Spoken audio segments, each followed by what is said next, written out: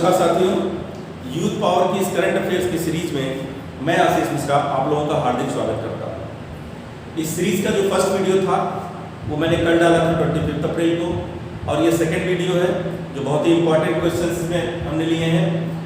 इनको आप बड़े ध्यान से देखिएगा। जो पहला क्वेश्चन है वह है, गुजरात के किस शहर में प्रधानमंत्री मोदी ने 22,000 करोड़ रुपए की विकास परियोजनाओं का उद्घाटन किया? तो प्रधानमंत्री मोदी जी ने दाहोद डिस्ट्रिक्ट में करीब 22,000 करोड़ रुपए की परियोजना का उद्घाटन किया। इस परियोजना में कौन कौन से काम शामिल थे? उनमें जो पहला काम है वो ड्रेनेज सिस्टम सही करने के लिए, जो बाढ़ आने पे जो प्रॉब्लम होती थी वहाँ के लोगों को, उसको दूर करने के लिए वहाँ का ड्रेनेज सिस्टम डेवलप करने की बात रखी गई। तो उन परियोजनाओं में पहला ये भी एक जो है महत्वपूर्ण काम था, जो ड्रेनेज सिस्टम सही करना। दूसरा था दाहोद स्मार्ट सिटी में करीब 335 करोड़ के प्रोजेक्ट का उन्होंने जो है उद्घाटन किया है। और सीवरेज वर्क्स जो भी थे उसको सही करने के लिए, इसके साथ ही solid waste management system develop करने के लिए, प्रधानमंत्री आवास योजना करीब इसमें 120 करोड़ रुपए की लागत लगेगी, तो इसको भी उन्होंने इसमें शामिल रखा। और पंचायत हाउस, आंगनबाड़ी, इन सब में भी जो है इन सबको भी इस योजना में रखा। Hydro power electric locomotive project जो है इसमें भी प्रोजेक्ट, ये भी एक प्रोजेक्ट है। रेन वाटर हार्वेस्टिंग सिस्टम है। Dahod district southern area regional water supply system जो कि नर्मदा नदी के पास है, वहां पर करीब इसका 840 करोड़ रुपए का प्रोजेक्ट है। तो ये इतने प्रोजेक्ट थे और ये कुल मिला के जो टोटल जो इसकी राशि वो थी 22,000 करोड़ रुपए। तो इतनी बड़ी परियोजना का उद्घाटन अभी अभी जल्दी ही प्रधानमंत्री मोदी जी ने किया। ये बहुत ही इंपॉर्टेंट क्वेश्चन है। अगला क्वेश्चन है, किस केंद्र शासित प्रदेश में प्रधानमंत्री मोदी जी ने 20,000 करोड़ की नई परियोजनाओं की शुरुआत की है? तो जम्मू कश्मीर में अभी रविवार को ही जम्मू कश्मीर में प्रधानमंत्री मोदी जी ने 20,000 करोड़ की नई परियोजना की शुरुआत की। चर्चित यह क्यों है? क्योंकि प्रधानमंत्री मोदी जी धारा 370 हटने के बाद पहली बार जम्मू कश्मीर के दौरे पे गए और वहां पर उन्होंने 20,000 करोड़ की परियोजनाओं का उद्घाटन किया, उसकी शुरुआत की। इसमें करीब 850 मेगावाट की बिजली उत्पादन क्षमता वाले एक प्लांट का उद्घाटन किया, जिसमें जो कि चिनाब नदी के ऊपर बना हुआ है, और इसमें करीब इसकी लागत 5300 करोड़ रुपए 5300 करोड़ रुपए की लागत इसमें आएगी। तो एक बहुत महत्वपूर्ण प्रोजेक्ट ये था 850 मेगावाट का, जिससे पूरे जम्मू कश्मीर में बिजली को निर्बाध रूप से पाने के लिए हो जाए। तो ये इंपॉर्टेंट इसलिए भी है क्योंकि जम्मू कश्मीर का जो डिस्प्यूट हर समय जो बना रहता है, जो वहाँ की परेशानियां बनी रहती हैं, उसके लिए बहुत जरूरी प्रोजेक्ट था। क्योंकि जम्मू कश्मीर में जब डेवलपमेंट होगा तो वहाँ के लोगों की जो परेशानियां, जो वो दूसरी जगह जो उनका ध्यान भटक रहा था, वहाँ के नौजवानों का, वहाँ के लोगों का, वो कहीं ना कहीं उस पर असर आएगा और लोग रोजगार की तरफ बढ़ेंगे और डेवलपमेंट को प्राथमिकता देंगे। तो इसलिए बहुत ही इंपॉर्टेंट जो है, अभी जल्दी 20,000 करोड़ की नई परियोजनाओं का जो उद्घाटन किया प्रधानमंत्री मोदी जी ने, बहुत ही इंपॉर्टेंट है ये क्वेश्चन। और क्योंकि ये चर्चित रहता है इसलिए इसको बहुत ढंग से याद कर लीजिएगा आप लोग। हाँ, एक चीज और है कि इसमें जो 20,000 करोड़ और अभी मैंने बताया 22,000 करोड़, तो 20,000 करोड़ इसको याद रखिएगा, ये जम्मू एंड कश्मीर केंद्र शासित प्रदेश है। और जो 22,000 करोड़ का प्रोजेक्ट है, जो अभी पिछला क्वेश्चन था, उसमें क्या है, वो गुजरात के दाहोद डिस्ट्रिक्ट में। तो दोनों का ध्यान रखिएगा, 22,000 करोड़ दाहोद डिस्ट्रिक्ट में और 20,000 करोड़ जो है जम्मू कश्मीर। और जम्मू कश्मीर के राज्यपाल कौन है? मनोज सिन्हा। ये भी याद रखना जरूरी है। अगला क्वेश्चन है, हाल ही में पंचायती राज दिवस कब मनाया गया? तो 13वां पंचायती राज दिवस ये मनाया गया है और ये 24 अप्रैल को पंचायती राज दिवस मनाया गया। अभी प्रधानमंत्री मोदी जी ने जम्मू कश्मीर का दौरा किया था और जम्मू कश्मीर के सांभा डिस्ट्रिक्ट की पल्ली ग्राम पंचायत से उन्होंने संबोधन किया था। ऑनलाइन सभी ग्राम पंचायतों को जो है संबोधित किया था। और यह जो ग्राम पंचायत का जो सिस्टम है ये अनुच्छेद 40 में पंचायतों का उल्लेख किया गया है। अनुच्छेद 40 में पंचायती राज संस्थान को संवैधानिक स्थिति प्रदान की गई है 73वें संविधान संशोधन में। 73वें संविधान संशोधन में जो संवैधानिक स्थिति प्रदान की गई पंचायती राज संस्थान को, वो 73वें संविधान संशोधन में प्रदान की गई और भाग 9 जोड़ा गया। 11वीं अनुसूची में पंचायती राज व्यवस्था के बारे में बताया गया है। 11वीं अनुसूची में पंचायती राज व्यवस्था के बारे में बताया गया है। और सन 1957 में जो सबसे पहले पंचायती राज व्यवस्था के बारे में जो सुझाव दिया, वो बलवंत राय मेहता समिति के द्वारा सुझाव दिया गया था। और ये पहली बार जो प्रारंभ हुआ, ये राजस्थान के नागौर डिस्ट्रिक्ट में पहली बार ये प्रारंभ हुआ, पंचायती राज सिस्टम जो प्रारंभ हुआ था। और जो पंचायती राज मंत्रालय का गठन कब हुआ था? 27 मई 2004 को पंचायती राज मंत्रालय का गठन हुआ था। 27 मई 2004 को हुआ था। भारत में स्थानीय सुशासन के जनक किसको कहा जाता है? बहुत इंपॉर्टेंट क्वेश्चन है। भारत में स्थानीय सुशासन के जनक किसको कहा जाता है? तो वो है लॉर्ड रिपन।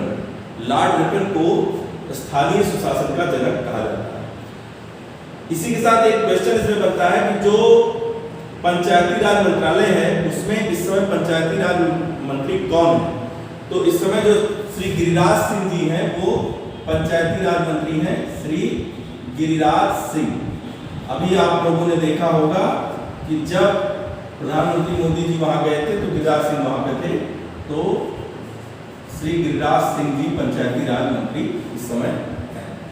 तो जो पंचायती राज दिवस के बारे में महत्वपूर्ण तथ्य थे उसको आप लोग ध्यान से पढ़ लीजिएगा।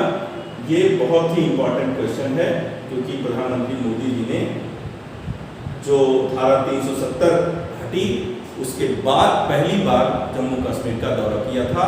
और पंचायती राज सिस्टम में पंचायतों का जो अभी चुनाव हुआ था जल्दी ही दिसंबर में, उसमें भारतीय जनता पार्टी का बहुत ही अच्छा परफॉर्मेंस रहा। तो इसलिए उन्होंने लोगों को सम्मानित भी किया। जो ग्राम पंचायत स्तर पे जो लोग सरपंच रहते थे, प्रधान रहते थे, उनको सम्मानित भी किया गया। तो ये सिस्टम जिससे कि जो निचले स्तर की जो पंचायत सिस्टम है उसको जो है बल मिले। और महात्मा गांधी जी का जो सपना है कि महात्मा गांधी जी ने कहा था कि गांव का विकास ही जो है देश के विकास के लिए जरूरी होता है। तो सबसे पहले गांव का विकास होना चाहिए, तभी देश का विकास होगा। तो त्रिस्तरीय जो सिस्टम लगाया गया, ग्राम पंचायत, क्षेत्र पंचायत और जिला पंचायत सिस्टम, इसी के तहत हुआ। तो डेमोक्रेसी की सबसे छोटी इकाई जो है वो पंचायत सिस्टम है। तो ये बहुत ही महत्वपूर्ण क्वेश्चन है, इसको आप लोग ध्यान से पढ़ लीजिए। अगला क्वेश्चन है, आरबीआई के द्वारा किस बैंक को सीबीडीटी और सीबीआईसी के तहत कर एकत्र करने के लिए अधिकृत किया गया? क्वेश्चन है कि सीबीडीटी और सीबीआईसी के तहत जो टैक्स कलेक्ट किया जाता है उस टैक्स को कलेक्ट करने के लिए किस बैंक को अधिकृत किया गया? तो वो बैंक है धनलक्ष्मी बैंक। धनलक्ष्मी बैंक को CBDT central board of direct tax और CBIC central board of indirect customs का जो टैक्स जो कलेक्ट करना होता है वो धनलक्ष्मी बैंक को अधिकृत किया गया। सीबीडीटी का फुल फॉर्म मैंने बताया central board of direct tax और सीबीआईसी का होता है central board of indirect customs. RBI के बारे में जानकारी कुछ आप लोग जान लीजिए। आरबीआई की स्थापना हुई थी 1935 में और इसका राष्ट्रीयकरण हुआ था 1949 में, और जो इसका हेड ऑफिस है वो कहाँ है, मुंबई में, और इसके जो मौजूदा गवर्नर है वो है शक्तिकांत दास। तो ये महत्वपूर्ण जानकारी जो है ये आरबीआई से संबंधित है। और सीबीडीटी और सीबीआईसी ने जो अधिकृत बैंक किया है अपने टैक्स को कलेक्ट करने के लिए वो क्या है, धनलक्ष्मी बैंक। अगला क्वेश्चन है, किस दिन विश्व पुस्तक एवं कॉपीराइट दिवस मनाया गया? विश्व पुस्तक एवं कॉपीराइट दिवस 23 अप्रैल को मनाया गया। यह 3 महान जो राइटर थे उनकी डेथ एनिवर्सरी के लिए मनाया जाता है। और ये महान जो राइटर थे उनमें विलियम शेक्सपियर, मैका कार्सिलाशो, डी ला वेगा, माइकल डी सर्वेंट्स, ये तीनों लोग थे। इनकी डेथ एनिवर्सरी पे ये विश्व पुस्तक एवं कॉपीराइट दिवस 23 अप्रैल को मनाया गया। अगला है, भारत में किस देश को अतिरिक्त $500 मिलियन की ईंधन सहायता दी है? तो अभी भारत ने जो है वो $500 मिलियन की सहायता दी। किसको? बहुत ही अभी ध्यान होगा आपको, श्रीलंका में बहुत ज़्यादा क्राइसिस, इकोनॉमिक क्राइसिस आ गए थे, तो उसमें भारत ने बहुत ही मदद की, वहाँ पे हर तरह की मदद की। उसी में जो ईंधन की सहायता दी गई वो $500 मिलियन की जो है ईंधन की सहायता भारत के द्वारा दी गई। वहाँ पे आपातकाल तक लग गया था, और यहाँ तक कि IMF में जो है भारत की तरफ से जो है एक जिम्मेदार देश होने के नाते भारत ने इनके लिए वहाँ पे रिक्वेस्ट की इनकी सहायता के लिए। और जानकारी श्रीलंका के बारे में इसी समय जान लें। श्रीलंका की राजधानी 2 हैं, जयवर्धनेपुरा कोट्टे और कोलंबो। भाषा जो है वो सिंगली है और तमिल, 2 तरह की भाषाएं चलती हैं, सिंगली और तमिल। राष्ट्रपति वहाँ के गोटबाया राजपक्षे हैं और प्रधानमंत्री महिंद्रा राजपक्षे हैं। तो ये महत्वपूर्ण जानकारी श्रीलंका से संबंधित थी, जिसको भारत ने $500 मिलियन की ईंधन सहायता दी थी। अगला क्वेश्चन है, यूजीसी और AICTE ने किस देश के शैक्षणिक संस्थानों में एडमिशन ना लेने के लिए चेतावनी जारी की? तो पाकिस्तान की जो वहाँ की जो यूनिवर्सिटीज हैं, वहाँ से जो सर्टिफिकेट मिलता है, ऑनलाइन कोर्सेज हों या कोई कोर्सेज हो, जो लोग वहाँ से सर्टिफिकेट लेंगे तो वहाँ की सर्टिफिकेट भारत में मान्य नहीं होगी। ये यूजीसी और AICTE ने गाइडलाइन जारी की है कि पाकिस्तान का सर्टिफिकेट यहाँ मान्य नहीं होगा।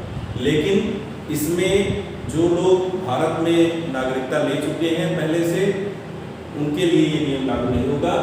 और जो लोग अभी, इसलिए सावधान हो जाए, जो लोग इस तरह की सर्टिफिकेट ऑनलाइन परचेज करते हैं, ऑनलाइन जो है प्रोसेस करते हैं, तो पाकिस्तान और इसी के साथ चाइना के भी साथ ऐसा कुछ हो रहा है, तो पाकिस्तान के अभी जो है वो सर्टिफिकेट अमान्य हो जाएंगे जो है भारत के शैक्षणिक संस्थानों के द्वारा। यूजीसी और AICTE ने जो है ये गाइडलाइन जारी की। इसके साथ ही अगला क्वेश्चन है, सरकार द्वारा 2022-23 के लिए खाद्यान्न उत्पादन लक्ष्य कितना रखा गया है?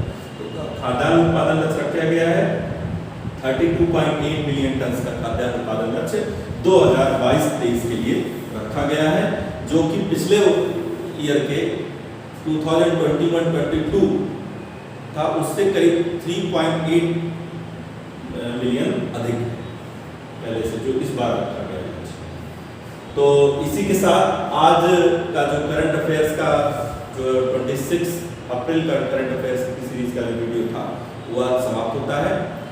आपको रेगुलर वीडियो अगर देखना है तो आप चैनल को सब्सक्राइब करें और बेल आइकन को प्रेस करें, जिससे आपको रेगुलर वीडियोस मिलती रहेंगी। और रेगुलर बेसिस पे आपको कल 27 अप्रैल को भी हम आएंगे एक नए वीडियो के साथ। धन्यवाद।